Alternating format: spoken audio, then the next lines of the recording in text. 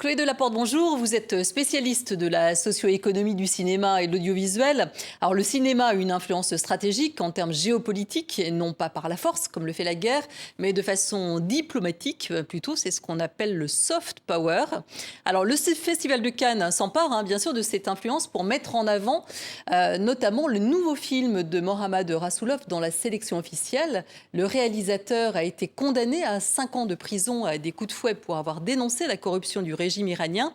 Alors, est-ce que ça, c'est un exemple de la façon dont le soft power est utilisé dans le cinéma, et notamment à Cannes?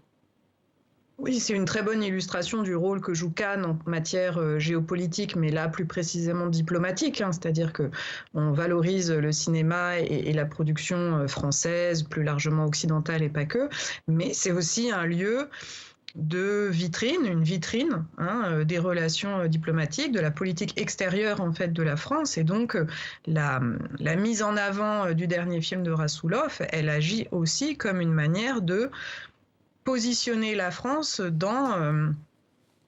dans une relation avec ici l'Iran, en mettant en avant un cinéaste indépendant, opposant au régime en place. Donc c'est une action forte, mais qui n'est pas nouvelle pour le Festival de Cannes. Oui, alors cette action forte dont vous parlez, c'est pas quelque chose de récent, puisque dès la Première Guerre mondiale, le cinéma va jouer ce rôle avec des films de guerre qui dénoncent la guerre. C'est ce qu'on appelle les war films, c'est bien ça? Oui, alors le cinéma a très tôt joué un rôle. D'ailleurs, là, c'est presque quand même plus du hard power que du soft power, ou en tout cas avec une fonction propagandiste très importante, mais même avant la Première Guerre mondiale, plus sous une forme documentaire, c'est beaucoup passé par des actualités filmées qu'aujourd'hui on considère être de propagande, plus que par des films de fiction, mais très vite la réalisation de films de fiction qui présentent une certaine manière de représenter les conflits, une certaine économie en fait des rapports de pouvoir, a joué un rôle très très important.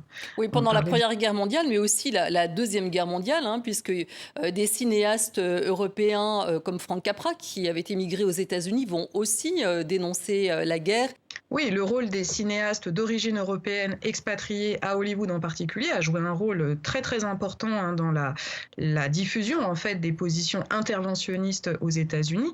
Frank Capra, en plus, avait été chargé avec un autre réalisateur européen, Anatole Litvak, d'origine européenne, Anatole Litvak, de réaliser un certain nombre de films, notamment une série documentaire assez connue qui s'appelle Why We Fight, et qui était une série de petits films visant à illustrer le conflit et en fait à inciter la participation des États-Unis dans le conflit qui, à ce moment-là, se jouait plutôt sur des fronts européens. Alors, l'autre posture du cinéma, c'est aussi de ne pas montrer le conflit, comme celui du Vietnam, qui a été passé sous silence. Les films apparaîtront bien plus tard.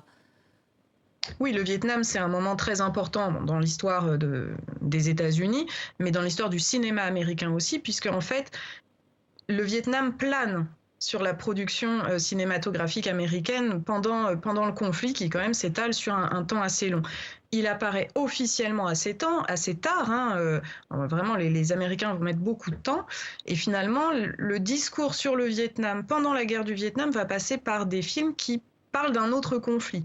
Ça, c'est quelque chose de classique dans le genre du film de guerre. On va souvent mettre en scène un conflit qui, en fait, permet de tenir un discours sur un conflit en général beaucoup plus contemporain. Donc, pendant le Vietnam, par exemple, on va, c'est très marginal, mais parler par exemple de la guerre de Corée, qui avait été, elle, complètement invisibilisée ou même non mise en scène au tout début des années 50 et qui va ressurgir de façon très très marginale encore, par exemple dans MASH, pendant la guerre du Vietnam. Alors aujourd'hui, de façon plus contemporaine, donc la Russie montre des films anti-ukrainiens, et cela depuis 2014. C'est une propagande efficace? C'est une propagande efficace. Je n'irai pas nécessairement jusque-là, ou en tout cas, ça dépend des territoires d'influence. Sur le sol russe, peut-être, quoique, on voit qu'il y a une partie de la population russe qui ne se rue pas voir ces films, qui ne sont pas d'ailleurs tous nécessairement diffusés en salle, qui vont être diffusés dans d'autres réseaux, les maisons russes de la culture, d'autres projections, mais qui peut avoir une influence, notamment par exemple sur le continent africain, en République centrafricaine, où des forces russes sont déployées, où le groupe Wagner, par exemple, est très actif. sur les terrains occidentaux, je suis moins convaincue de l'efficience de cette propagande-là. Alors, quelle est la spécificité de la Chine? On parlait tout à l'heure de la visite du président chinois à Paris. Qu'en est-il du cinéma chinois? Le cinéma chinois, c'est vraiment la cinématographie qui explose ces 10 dernières années, qui a un volume de production qui a augmenté de manière considérable, qui a un parc de salles surtout qui a augmenté de manière considérable. C'est le plus grand parc de salles aujourd'hui au monde, on a près de 80 000 écrans. Alors si on le rapporte au nombre d'habitants, d'habitantes en Chine, c'est moins que dans d'autres territoires comme les États-Unis, hein, où il y a toujours un ratio salles par habitant beaucoup plus important, mais c'est vraiment la nouvelle puissance cinématographique qui explose. D'autant que la Chine s'est dotée d'une politique très très protectionniste, hein, avec des systèmes de quotas, donc une attention très soutenue du gouvernement chinois à la protection de son cinéma national et en fait à la lutte contre l'américanisation des écrans que vivent quand même la plupart des États aujourd'hui dans le monde. Alors, une dernière chose pour conclure, Chloé Delaporte. On a vu que le mouvement MeToo était parti du cinéma. C'est aussi un outil de dénonciation très fort d'un point de vue des grands thèmes de société.